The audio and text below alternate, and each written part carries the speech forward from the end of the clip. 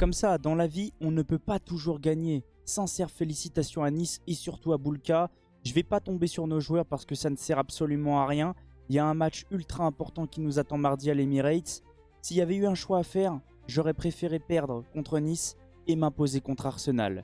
Salut à tous ces frérots, j'espère que vous allez bien et que tout se passe pour le mieux de votre côté. On se retrouve aujourd'hui pour une nouvelle vidéo. Je vais vous débriefer le match Paris Saint-Germain-Nice. Mais avant que la vidéo commence, merci à tous ceux qui vont liker, commenter, partager et s'abonner. C'est grâce à vous que j'en suis là. Alors oui, je vais pas leur tomber dessus, je vais pas leur crier dessus parce que ça ne sert absolument à rien. Mais on va quand même parler des choses qui n'ont pas été pendant ce match-là. Défensivement parce que c'était quand même très bancal. Et offensivement, j'ai eu l'impression de retrouver le même Paris Saint-Germain qu'en début de saison avec un énorme manque de réalisme. Sincèrement, si on marque toutes nos occasions, on s'impose au moins 5-3. La grosse occasion de Désiré Doué, son pied d'appui glisse un petit peu, donc je ne vais pas lui en vouloir. Les grosses occasions de Ousmane Dembélé, mais c'est pareil, je ne vais pas lui tomber dessus parce que sa passe est exceptionnelle. Fabien Ruiz fait vraiment un très très bon match. On le sent qu'il est de mieux en mieux depuis quelques matchs. Par contre, moi, ce qui m'inquiète un petit peu, alors je dirais même pas ce qui m'inquiète. Ce qui m'écœure un petit peu, c'est de perdre au Parc des Princes avec l'équipe type, de perdre l'invincibilité, mais surtout de perdre avant Arsenal. Ça m'inquiète un petit peu. Alors, est-ce que ça va leur faire mal à la tête? Peut-être, peut-être pas. La seule chose qu'il faut se dire, c'est qu'il faut rester focus, qu'il ne faut pas leur tomber dessus et qu'il y a un gros match qui nous attend mardi. Au niveau du match, je dirais les 15-20 premières minutes, même jusqu'à la 30e, c'était plutôt intéressant. Jusqu'à l'ouverture du score de Nice, on est tombé face à un bloc bas. Je ne vais pas tomber sur Nice parce qu'ils jouent avec leurs armes et ils jouent une qualification en Ligue des Champions. Ils se sont imposés, ils ont fait mal au Paris Saint-Germain et ils ont été ultra réalistes. À chaque fois que Nice a eu une occasion, Nice a marqué. Et c'est pour ça que le match se finit en 3-1 avec 0,96 de XG contre 2,78, 32 tirs à 7, 9 grandes chances à 4. Sincèrement, le Paris Saint-Germain doit s'imposer aujourd'hui. Mais, une nouvelle fois, je ne vais pas leur tomber dessus, je ne vais pas crier, je ne vais rien dire. Parce que ce qu'il faut retenir, c'est qu'on est encore en demi-finale de la Ligue des Champions. On a quand même fait une saison énormissime. On a gagné le trophée des champions. On est champion de France. Il y a au moins 20 points d'avance sur nos concurrents directs. On est en demi-finale de Ligue des Champions et on est en finale de Coupe de France. Sincèrement, on ne peut pas leur en vouloir. Ils ont réussi déjà à battre un record à l'extérieur. C'est pas non plus une catastrophe. La seule chose qui m'inquiète, comme j'ai pas arrêté de vous dire, c'est au niveau de leur tête. Est-ce que ça va leur faire mal ou pas? Ou est-ce que ça va peut-être les remotiver à se dire il faut quand même qu'on aille chercher cette qualification pour nos supporters? On va aller voir au niveau des stats en détail, voir comment le match s'est passé. J'ai trouvé qu'en première période, on était meilleur qu'en seconde. Je suis direct avec vous. En seconde, c'était très très compliqué. Il y a eu quand même des occasions, mais j'ai trouvé qu'on était quand même un petit peu en dessous. Manque de rythme, peut-être la peur de se blesser avant d'affronter Arsenal. J'ai senti un Luis Enrique qui avait envie de gérer à 3-1. J'ai eu l'impression qu'il s'est dit dans sa tête, c'est bon, on abandonne l'invincibilité et on se concentre sur Arsenal.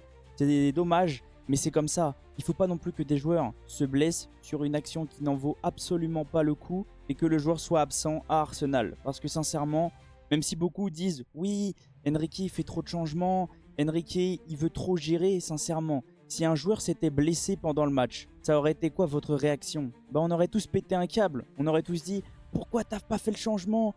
Pourquoi tu l'as laissé titulaire? Maintenant il est blessé contre Arsenal ». Sincèrement, l'invincibilité, moi je la mets de côté, c'est pas grave. Ce que j'ai vraiment envie, c'est qu'on aille chercher cette qualification en finale. Au niveau du classement, comme on peut le voir, le Paris Saint-Germain est toujours à 78 points.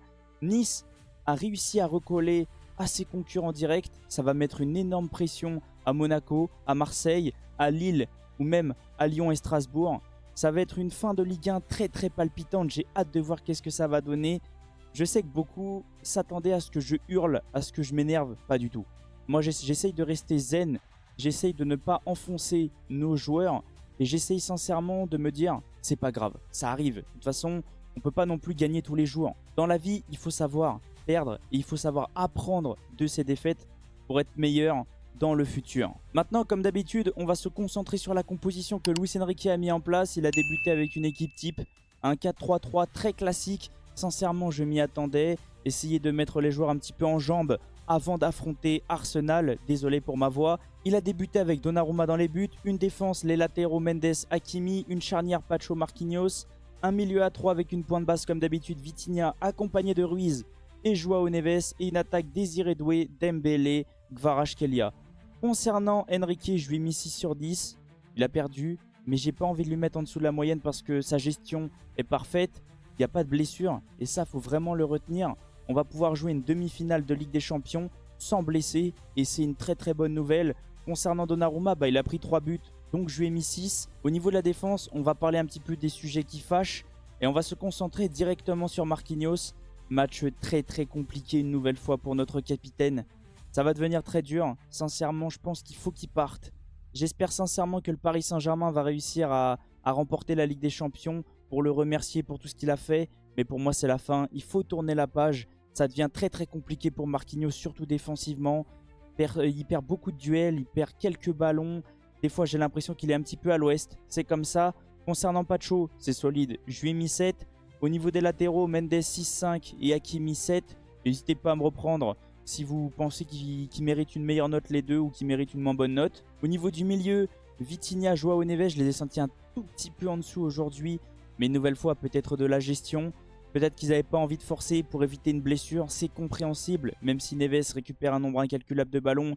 Et même si Vitinha est très très bon, surtout au niveau de la frappe.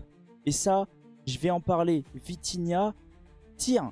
Si tu as la possibilité de tirer en début de match, allume la cage. Ne te retiens pas. Parce qu'à chaque fois, tu tires au moment où on est en difficulté. Et à la fin du match, tu as une très belle frappe. Tu es capable de marquer de loin. Donc ne te retiens pas et n'hésite pas à tirer.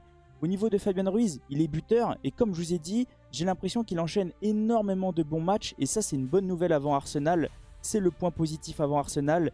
Il est buteur. Je lui ai mis 7-5. Et au niveau des attaquants, Désiré Doué, très compliqué son match.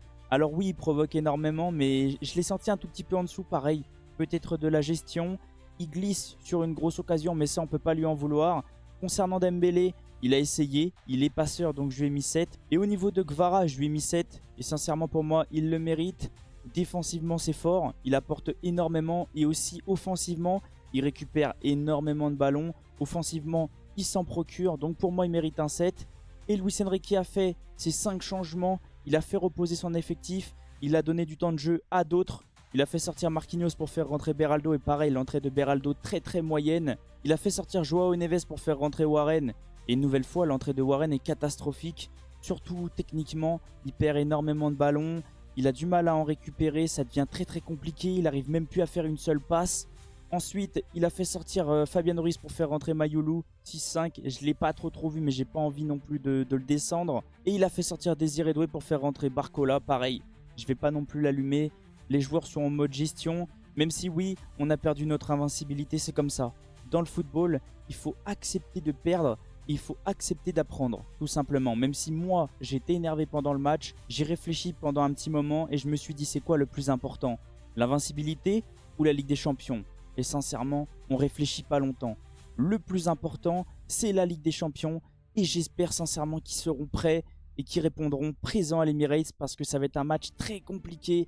Arsenal, c'est ultra costaud. C'est même probablement l'équipe qui me fait le plus peur.